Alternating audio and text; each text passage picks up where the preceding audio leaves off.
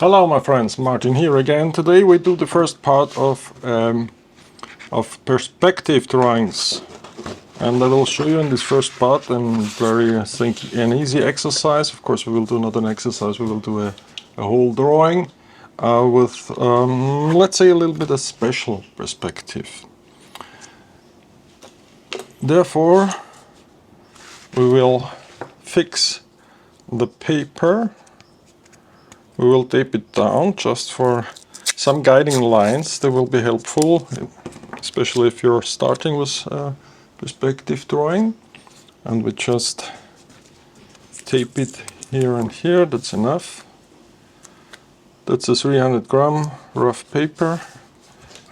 In this case, we think about a horizon line, let's say a visible horizon line, and which is above our eye line. So when we are here, let's say here is our point, the point of perspective, but then we have a visible horizon line because in front of that there is a field or there's a hill, and so we only see the upper side of the buildings, but in perspective, of course.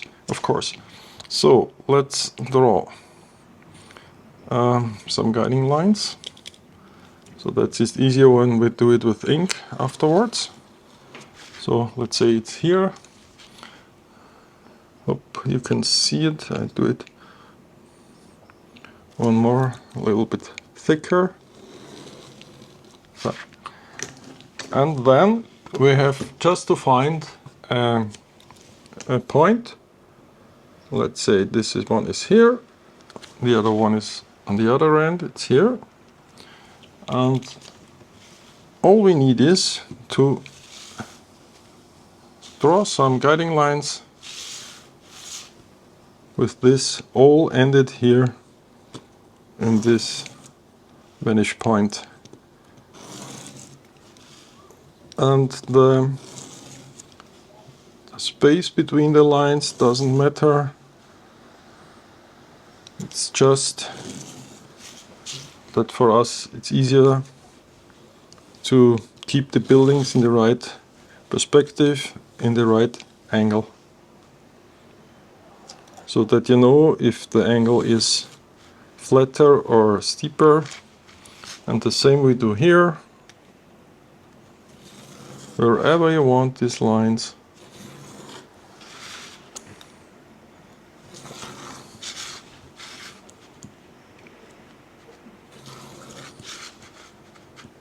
So, and in this case it's a 2-point perspective.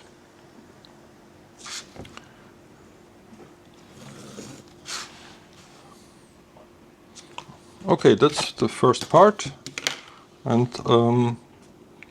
it's done. And then we can decide, let's say we have one street, one line of buildings on this side, and then there is maybe a street in between, and there is another block of buildings maybe here. And then we start and we decide. So let's say we don't have a sharp corner of one building, and it's a corner. Let's say we have one building totally in front of us, so there is no perspective. Let's say this is just here. I do this with a graphic fine liner, but of course you can do it with fountain pen or whatever you prefer. Here's a fountain pen with an extra fine nib in it and waterproof ink, and so that we have a reference height of a building, and this is totally in front of us, so no special perspective here needed. With the roof and some windows.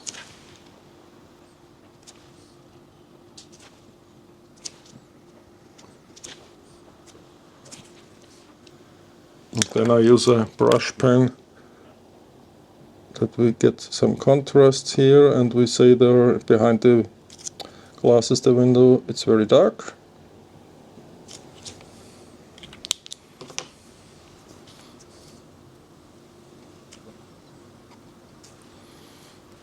Then we have a shadow under the roof. Okay, here, so it's more interesting. And behind that one, there is the larger building with the second one behind it. So I would say we do only the shapes here. So okay, so nothing special, only some parts of buildings and billboards here and there, and of course some windows as well. And behind this one, then there will become, we will have the streets, the buildings in perspective on both sides. Let's have some signs, business signs, something like this, here and there.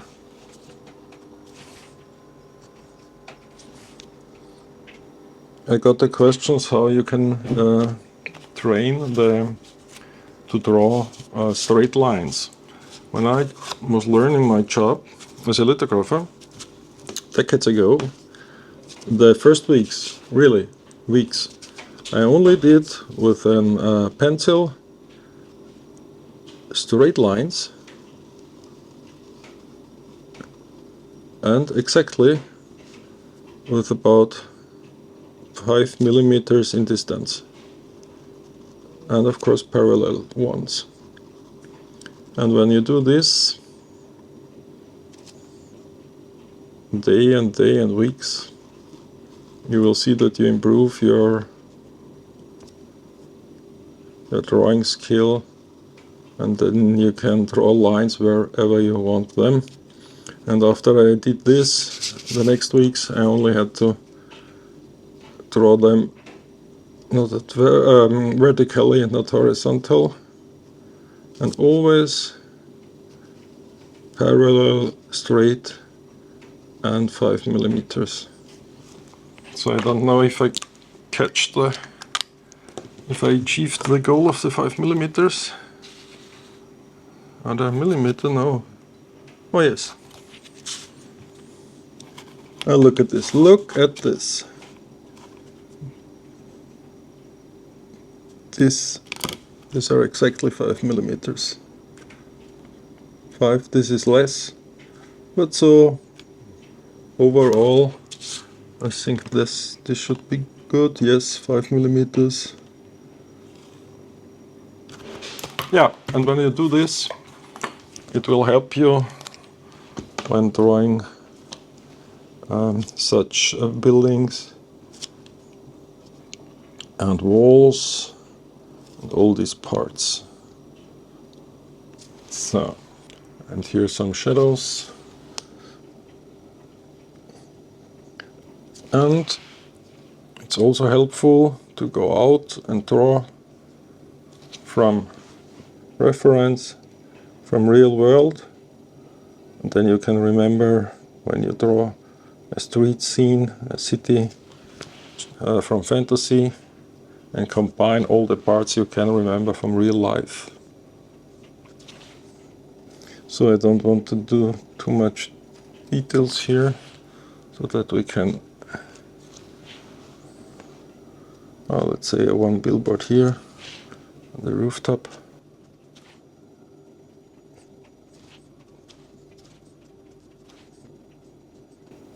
So this is what you see in most of my other tutorials here on my YouTube channel,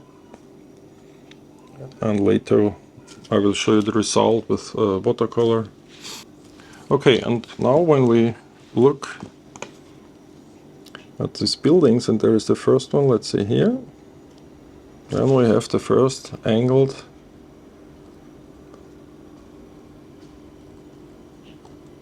roof edge. Let's say this one is here.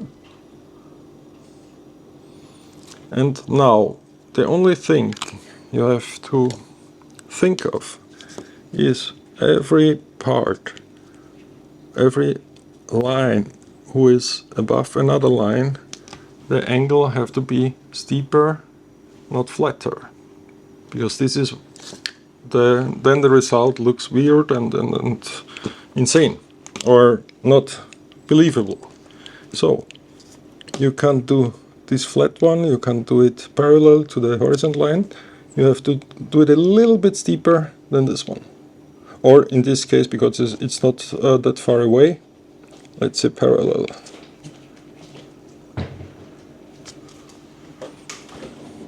And when there is the building behind it, we have this line here. Okay? And the other way around, you have the other guiding lines here. So then think about your line when you think about that, and to end up here at our vantage point. So it's about this. And so we put. And it doesn't matter when it's not so precise, because when you have many details, you don't see some. You don't recognize every mistake. Yeah. Oops, that's so flat. You see. Let's correct this here, and also there. We can talk about. Let's do some buildings here. And when you're between some guiding lines, you can guess the right angle. Let's say it's about here. This one, yeah, and that do not align the lines from one building to another, so that we are not too even. Let's say this one is here. And when it comes down to this horizon line, then it's pretty much parallel to this ground. And you see from this direction, so we see here a little bit inside the door, and then here are some windows, and maybe they have some things here, and well, the building ends up here, and then we have to go down to the other vantage point, this direction,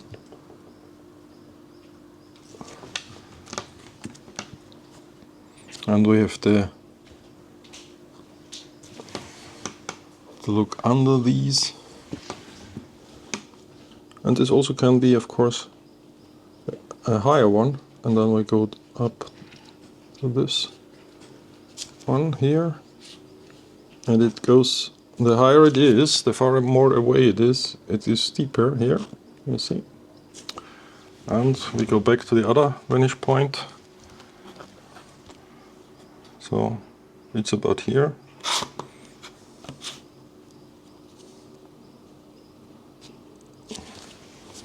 And this one goes behind this house.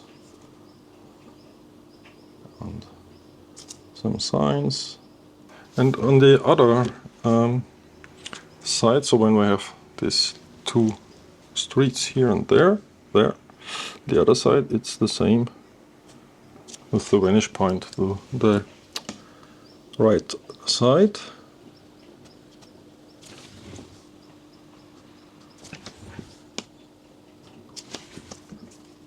Vantage point, guess the angle. It's about like this one, and one more here. We are here, and this goes a little bit more behind the other ones, because this is this tower. And on the other, on the left, we have to look at the left vantage point, and that's about here. One more in the middle. So we align to this one, so let's do it a little bit higher. And we can do it mostly parallel to this one.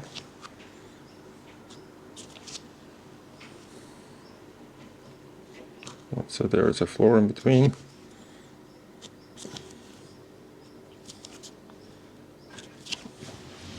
And we guess it's parallel to this one, nearly parallel, a little bit steeper.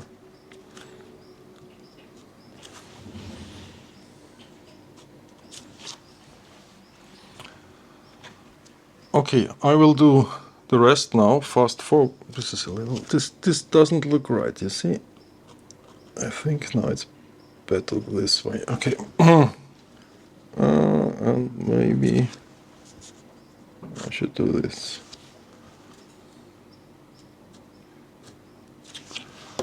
And then I will do the rest of this part, and then we do another one here, and then we will color it with watercolor.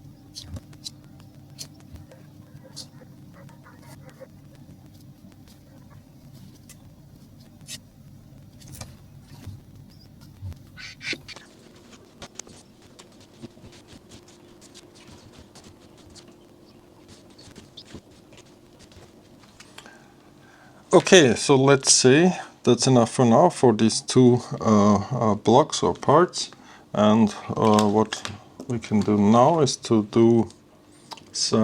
draw some shadows with a brush pen. Here I have this one, and we do that. It's a little bit. I do this normally before I color it with watercolor, so that we get some nice shadows. And in this case I'll do the shadows mostly here in this part of the buildings, and so that we fade out then in a bluish very loose part, and this is our main focus here on these buildings.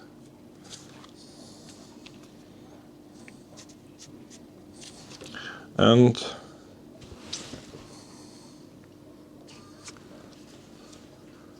shadows are here, and then before coloring we have to decide if the sun is coming from this light or from the left side, but it's coming from above, so let's say it's coming from this side. So then when this, because this is important in case of this roof, because then we have the shadow here. As well, we have one of them out in this building, this shadow here.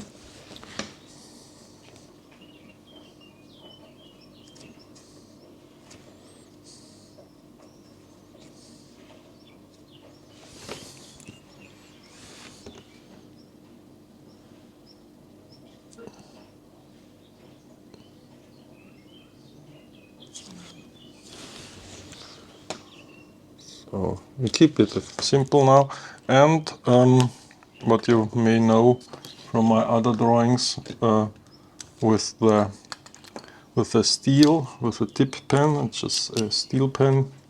You can order these G-nibs from Amazon with this random nib holder, and we need some ink. So in my case I use this Catch ink from Aurora and Klinger because this is the waterproof ink you can use as well in fountain pens. And there I have one more destroyed nib for these sparkles and splashes. Let's say we have one here. So this is a little bit then more interesting,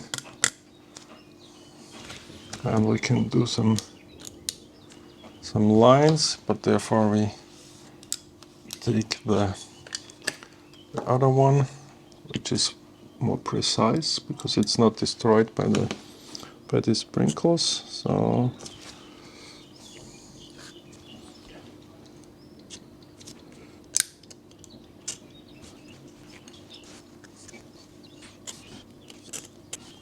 okay, let's leave this. Now it should dry because I don't want to mix the ink with the watercolor. This doesn't look very good. So I will let this dry completely and then we remove the pencil lines, because when the watercolor is on the pencil line you never get away. You can't erase then afterwards the pencil because it's lying under the watercolor. So now very important, I removed the pencil lines, and very important to angle a little bit. You see I have this sketchbook here, to angle the board, the drawing, so that the paint is only flowing in one direction. And I will start with the brighter side where the light source is coming from. So I do a mixture here with blue, the bluish part for this behind this far away buildings, and then one with sienna, sepia, umber, burn, so all these brown tones. So these parts here, and then wet and dry. I start here.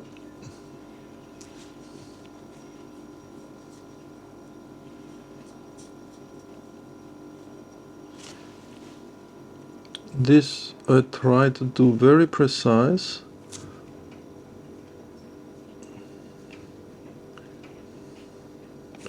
Now we can use more bluish, more blue paint.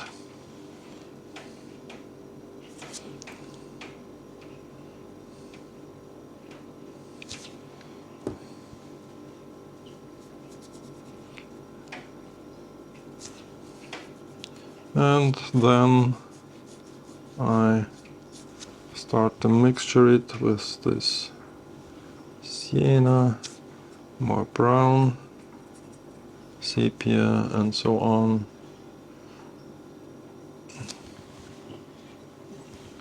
I have to look that we don't get too dark, because we will have the darker side then on the right part.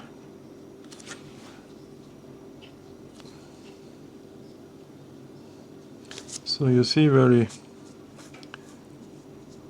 easy, and when it's going upwards it's also more bluish in this case. Important that you don't correct anything, just let the water and the paint do what they want, because otherwise you will get some weird results, because watercolor is a very special medium, but that's another topic. So, and here we get more vibrant colors, because now we are in the foreground, so I take some oranges, reds.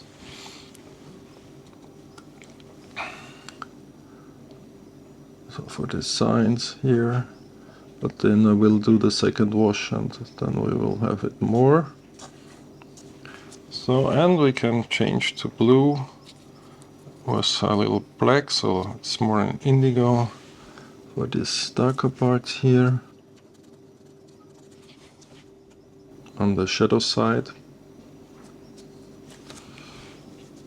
and leave some parts white, so this could be a window or a reflection or something like this.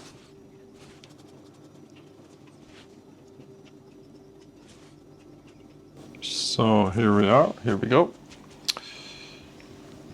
And of course I should lift that white because this is a part against the light. And let's see if we can lift up some parts here. Yeah. Okay, and the same on the other side. Start with bluish and then go down.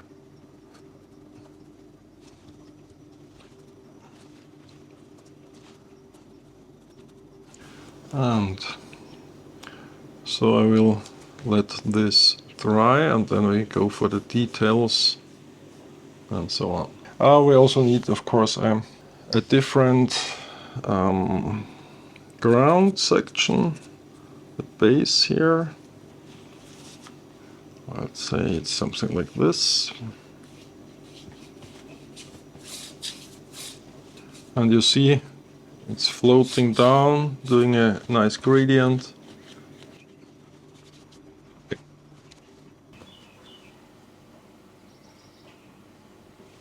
So it's dry now and we can start with the shadow parts, darker parts.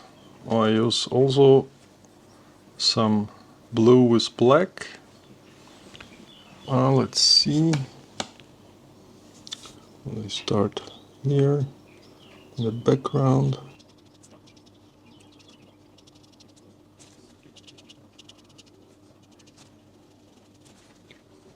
And now, of course, the perspective is now more visible.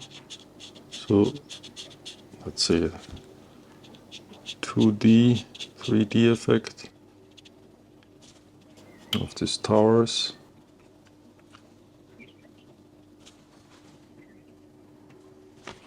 And much darker this other part.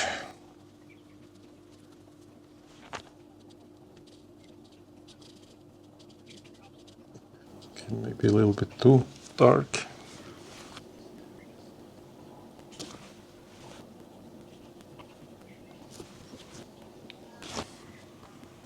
The topic of this video shouldn't be focused on watercolor, but I think from for the perspective you've seen what could be so a basic starting point to draw something in perspective. So I will then, here we do the shadows, I will speed up the final details.